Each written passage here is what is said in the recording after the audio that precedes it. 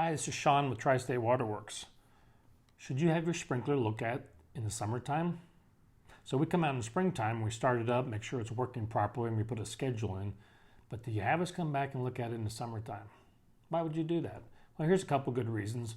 One, things change weather-wise in the summertime, so the schedule we had on the controller for the spring may not be adequate for the summer.